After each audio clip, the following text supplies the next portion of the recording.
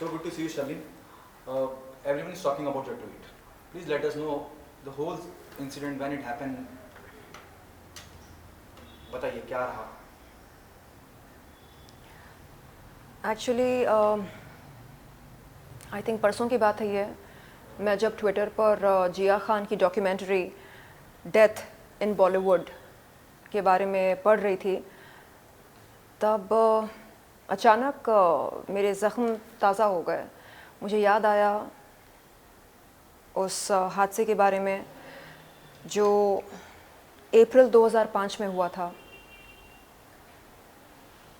वो साल मेरे लिए बहुत ही दर्दनाक रहा और शर्मनाक भी। उस साल मैंने अपना बाप खोया था। He had passed away on 5th April 2005 while providing medical aid to the victims of the tsunami in Andhra Pradesh. उनके गुज़र जाने के कुछ दिन बाद मुझे साजिद ख़ान का कॉल आया था। साजिद ख़ान ने बताया कि किसी फ़िल्म के सिलसिले वो मुझसे मिलना चाह रहे थे और मैं चाह रही थी कि ख़ुद को काम में व्यस्त रखूं ताकि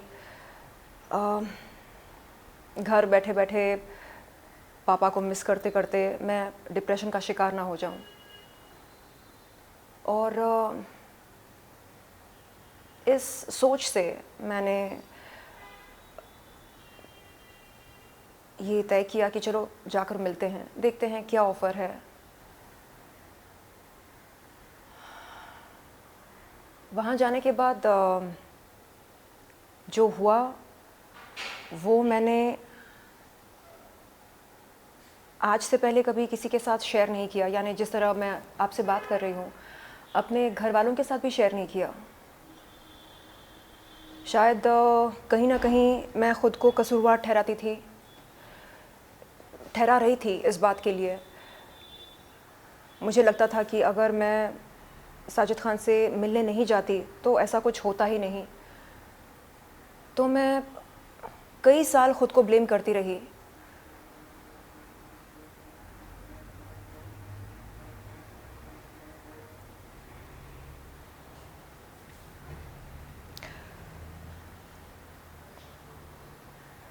आज भी जब उस दिन के बारे में सोचती हूँ तो अजीब लगता है।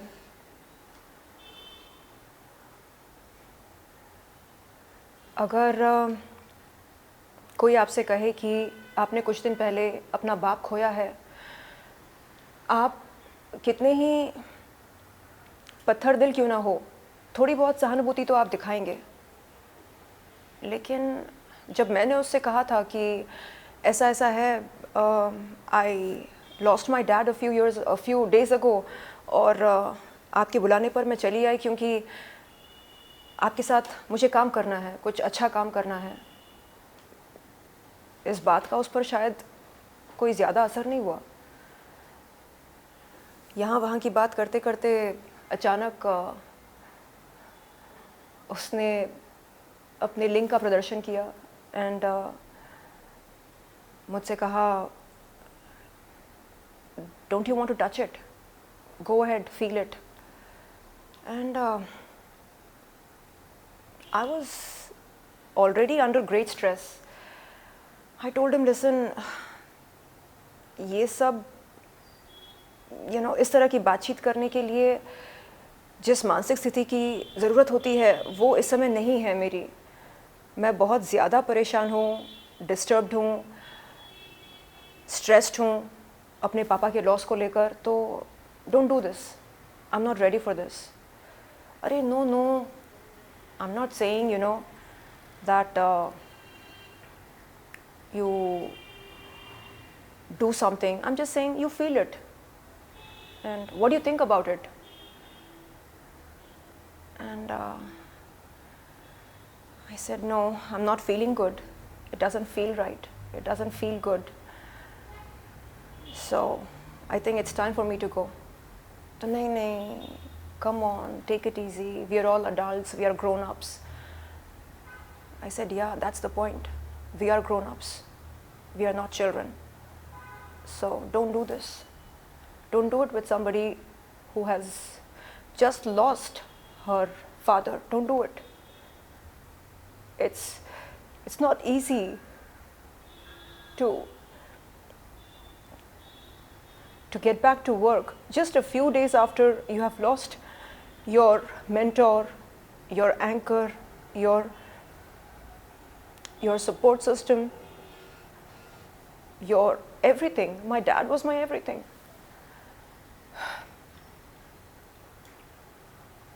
He didn't pay any attention to my words. And I don't know why I somehow held myself responsible for that unfortunate event.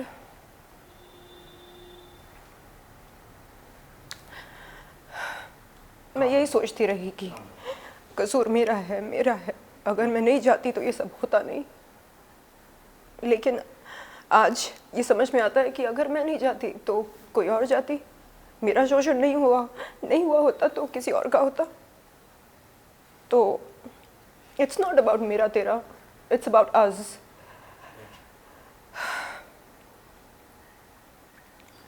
सो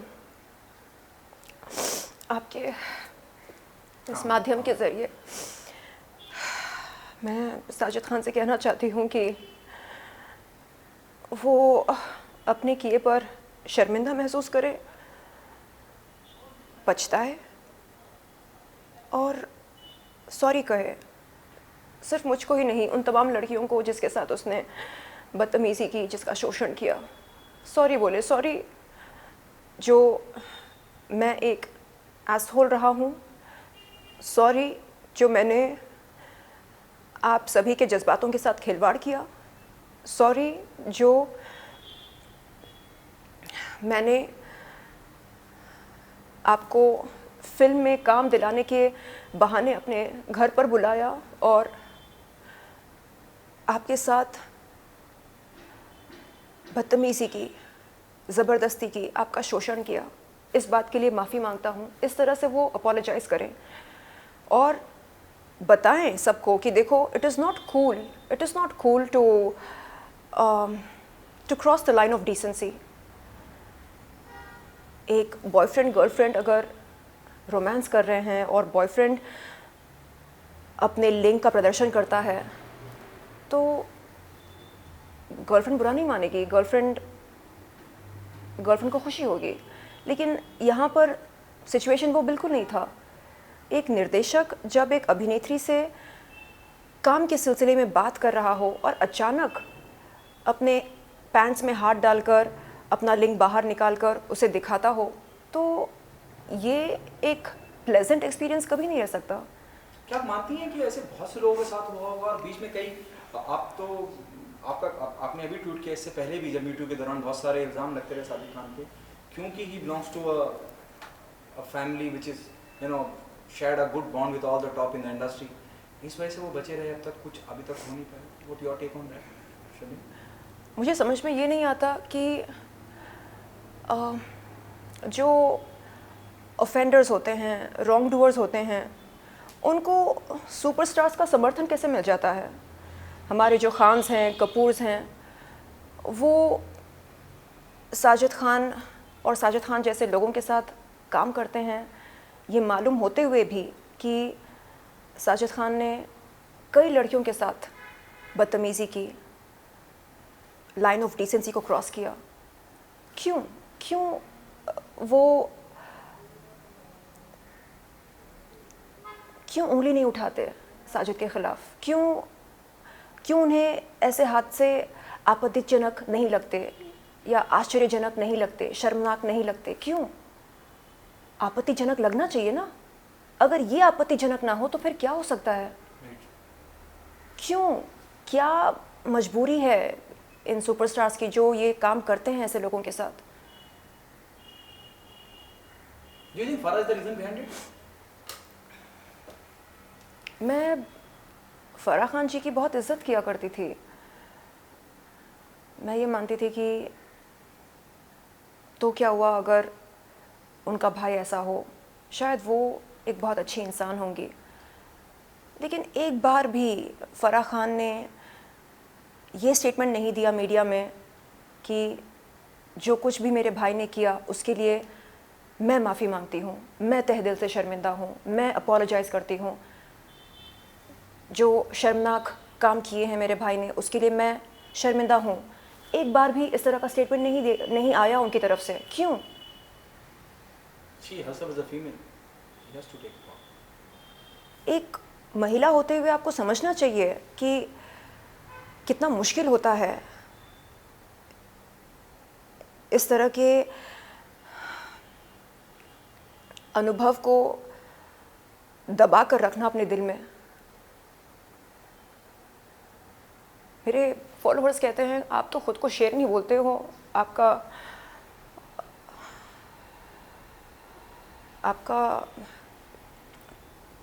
ये जो है डिस्प्ले नेम ट्विटर पर शेरनी है, आपने तब आवाज़ क्यों नहीं उठाई? तब हिम्मत नहीं थी। और जैसे कि मैंने पहले भी कहा कि कुछ साल पहले तक मैं खुद को ही कसूरवार ठहरा रही थी।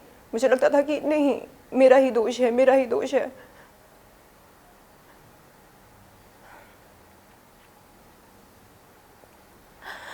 आसान नहीं होता ये सब बताना। I can understand. शलीम, क्या लीगल कार्रवाई करेंगी आप उनके खिलाफ?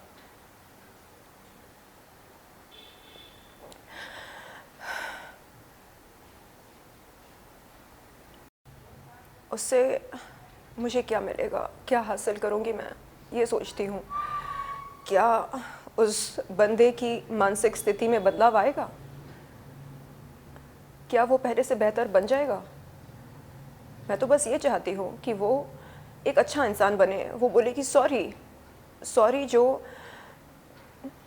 मैंने आप सभी के साथ गलत किया, सॉरी, आगे से मैं नहीं करूँगा, किसी और के साथ नहीं करूँगा। बस इतना बोल दे वो। क्या आप चाहती हैं कि वो आपसे, खास आपसे भी माफ़ी मांगे? Though there might be other cases too, but do ji you want Sajid Khan to apologize to you? जी बिल्कुल। हर उस लड़की से माफ़ी मांगे जिसका उसने शोषण किया, उस लड़की का नाम लेकर माफ़ी मांगे,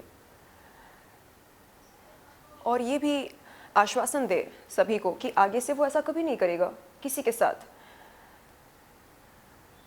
मैं यहाँ पर आपके सामने बैठी हूँ इस उद्देश्य से कि जो न्यू कमर्स आएंगे इस इंडस्ट्री में,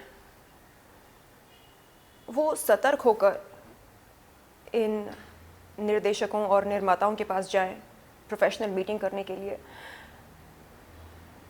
अपनी मानसिक स्थिति को एकदम मजबूत करके जाएं, प्रिपेयर होकर जाएं कि हाँ कुछ भी हो सकता है, हमें सतर्क रहना है। मुझे इस तरह की ट्रेनिंग बिल्कुल नहीं मिली थी। किसी ने ये नहीं बोला कि देखो कुछ भी हो सकता है, डिनर के कई मतलब होते हैं, बी अवेयर। किसी ने इस तरह की वार्निंग नहीं दी थी मुझे।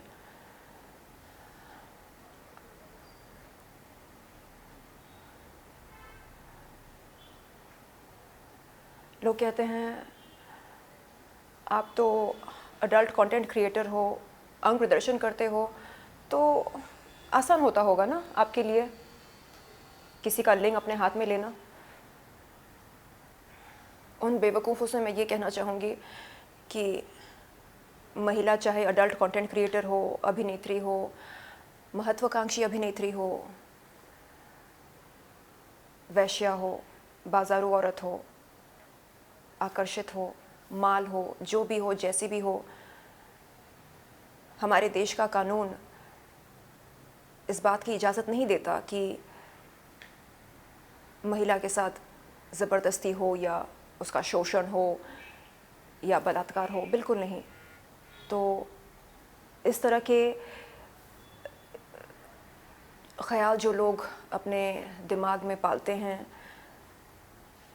उनसे मैं कहना चाहूँगी grow up. Adult content creator हूँ, इस बात का पूरा श्रेय मैं बॉलीवुड को देती हूँ, लेकिन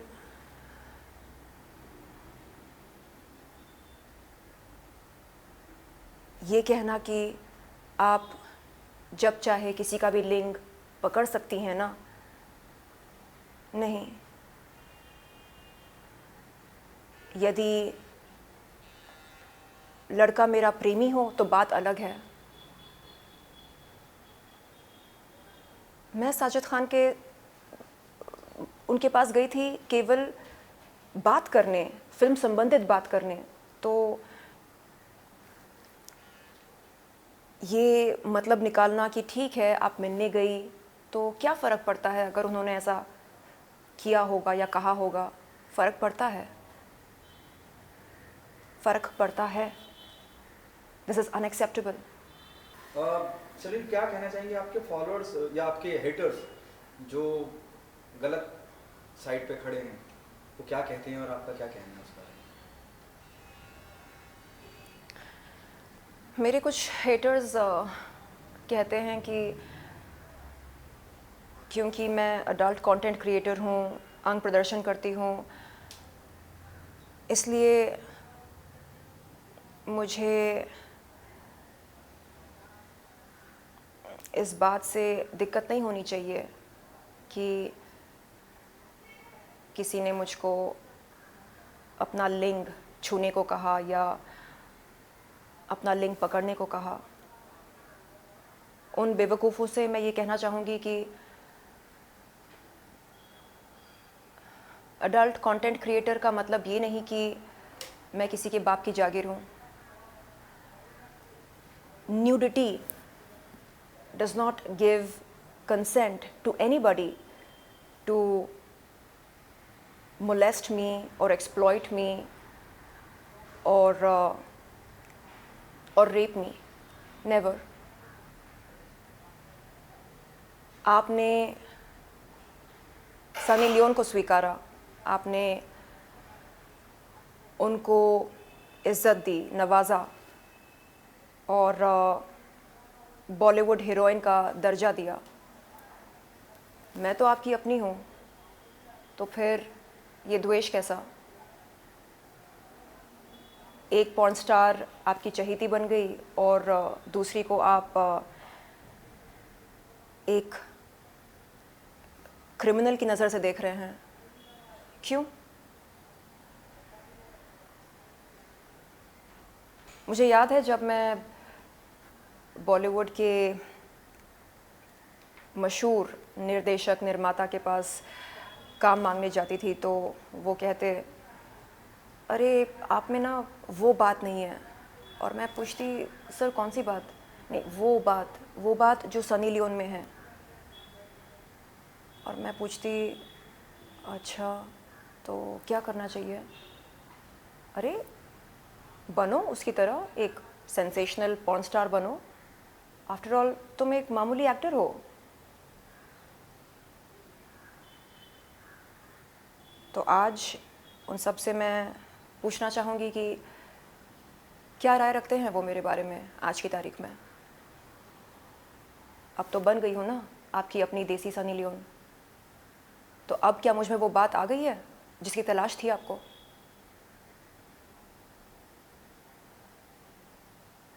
मैंने बॉलीवुड को करीब से देखा है, जाना है, समझा है, महसूस किया है और इस नतीजे पर पहुंची हूँ कि बॉलीवुड में दोगलापन बहुत है, बहुत ज़्यादा है।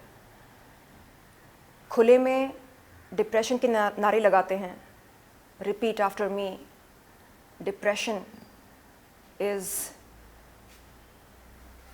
इज़ यू नो और डिसीज़, ऐसा बोलते हैं। Repeat after me, depression is just like cancer.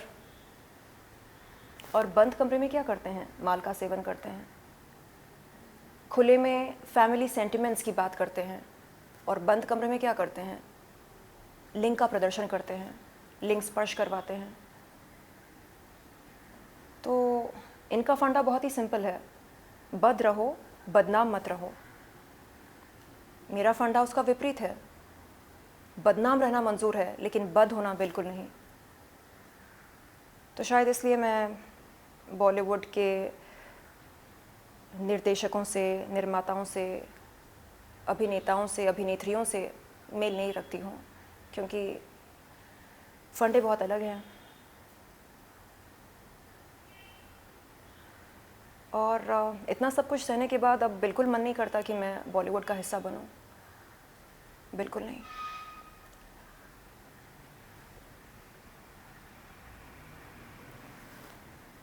It's just not worth it.